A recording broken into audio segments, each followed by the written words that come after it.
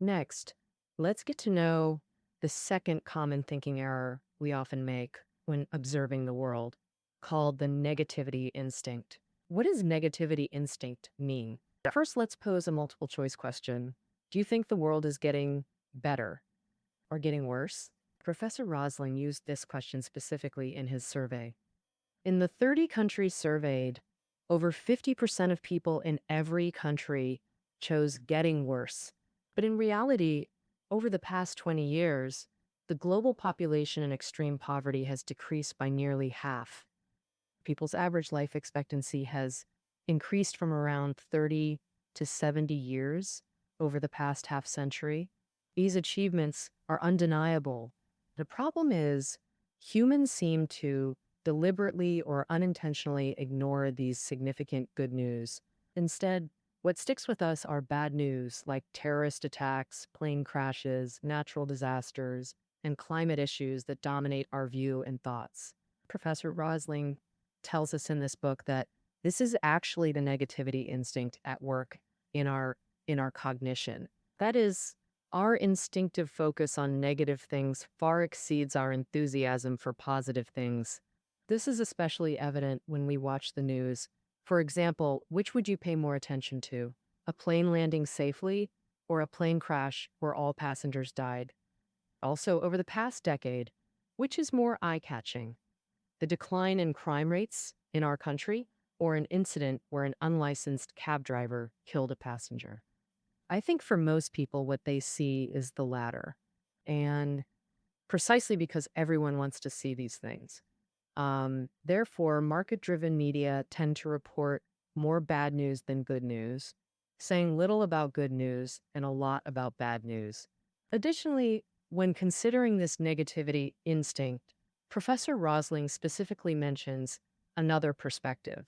Our human consideration of activity ranges. I find this viewpoint very interesting because we humans often stay within a relatively fixed range. And over time, we feel that our immediate surroundings are safer. But the bad news we hear every day usually happens outside our immediate surroundings.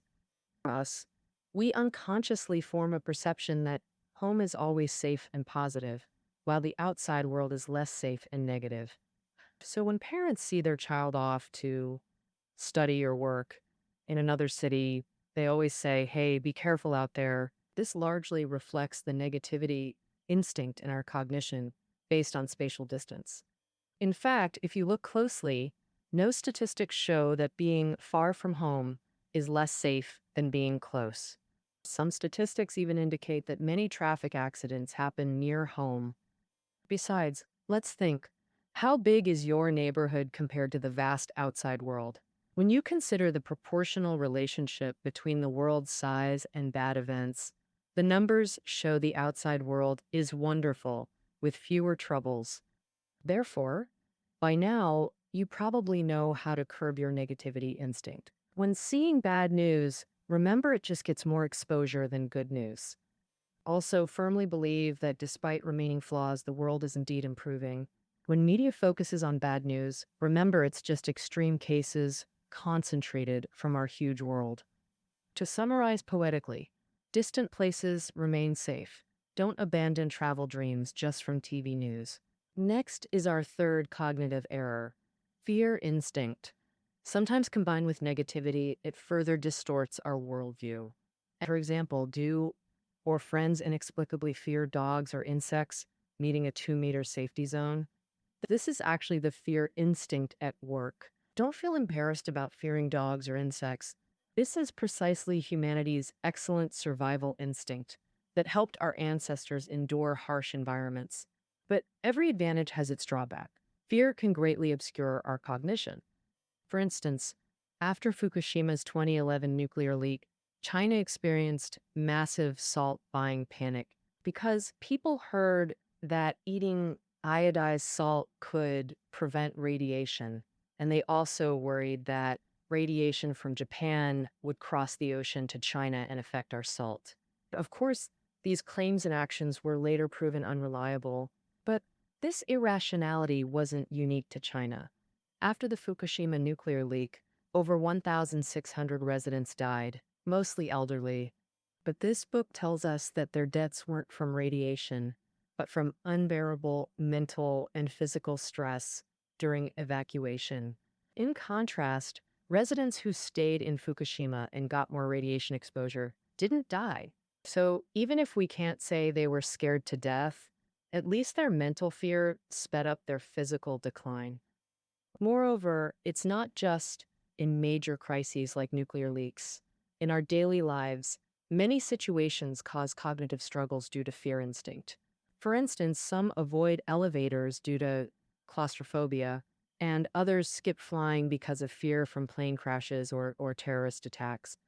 So, when dealing with our fear instinct, Professor Rosling emphasizes staying rational, moving beyond feelings, and trusting hard data. Like when you see more ocean plastic or a disease outbreak, first control your fear, then look up trusted authorities. For example, the UN or WHO. Check their stats, calculate the odds it'll affect you, and feel reassured. Similar to how folks still fly safely after crashes, reassuring themselves. Based on traffic death rates, one person dies per 300 million kilometers flown. This proves flying is still the safest travel method. Okay, now that we've covered fear, let's discuss the most common thinking instinct, blame instinct. In English, it's blame instinct. What does that mean? Simply put, it's our instinct to pin blame on people. For negative problems, folks tend to look for someone to blame. The book gives a fascinating example. Syphilis, a sexually transmitted disease, was historically feared not only for being incurable, but also for causing moral embarrassment. After spreading to Europe, every country blamed others, denying responsibility, leading to wild naming practices.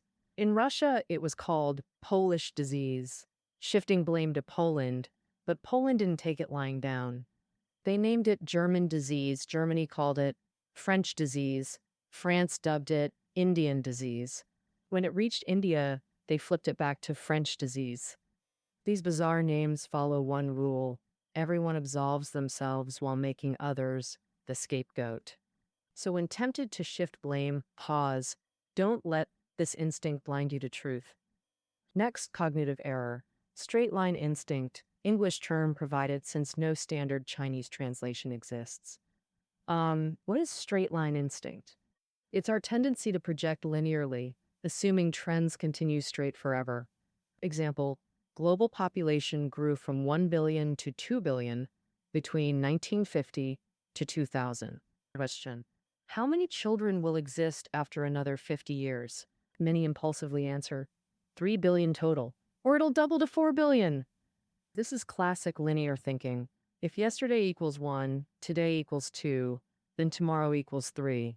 But reality has complex internal logics. Trends rarely stay straight. Children increasing by 1 billion last 50 years, not equal repeating that increase. Even if you're good at math and account for population growth, predicting the next increase might exceed 1 billion. Sorry, but that's still just mathematical projection. Too many factors affect population changes. Factors like urbanization, housing prices, social attitudes, rising female status. Child numbers may not keep rising, they could decline. So, the lesson of straight line instinct, we often see 1 become 2 and assume 3 comes next. Little do we realize, complexity means after 1 and 2, it could be 0, 4, negative, or infinity. Anything's possible. To overcome this, strive for one principle: analyze each situation specifically. All right, these are the thinking instincts I've detailed that often trip us up. Of course, the book identifies 10 cognitive sins or mistakes. Beyond the 5 covered, I'll briefly introduce the others. For example, single perspective instinct, viewing issues incompletely. What's the result? Like blind men touching an elephant, you only see one side, and flipping perspectives changes everything. Take 1995 Cuba. Statistically poor, yet its people were very healthy. You could say Cuba was the healthiest among poor nations. Sounds comforting. But the same facts could be phrased, Cuba is the poorest among healthy nations, which sounds concerning. See, same facts, different angles, totally different feelings. This bias is single perspective instinct. Another is size instinct, ignoring context when judging an event's scale. For instance, in 2016, China's CO2 emissions ranked first globally, nearly double the US's. For example, many people might overlook China's large population size. Like in this book by a foreign author, China's per capita carbon emissions are less than half of America's. So some big names pin the blame for climate change on China, but China ain't having it. Oh, and there's this thing called generalization instinct. Basically, when we see something new, we tend to slap a label on it from what we know. Most of the time, we nail the category. Like apples are fruits, oranges are fruits. But sometimes this labeling thing messes up. Take sexual harassment victims. Some folks assume it's just adult women, but truth is, men and kids get hit too. Then there's destiny instinct. Fatalism, where we skip the whole change part and think now is forever. Say, folks born poor, stuck forever, or heartbroken, think love's gone for good. Ah, that's destiny instinct kicking in. It's just how we're wired. But it usually points us to the wrong answers. Last but not least, urgency instinct. Super common. When stuff hits the fan, we freak out, jump in head first, and end up in a bigger mess. So to wrap up, these instincts, all part of being human. Truth is, these instincts have upsides and downsides in how we think and act. Like fear keeps us sharp but can spiral into worry. So the trick is to keep them in check, dialing down the bad stuff. All right, let's aim for truth and facts. That wraps up factualism for now. I'm Linbo Who with listening notes. Sally's book talks are below. Catch you tomorrow.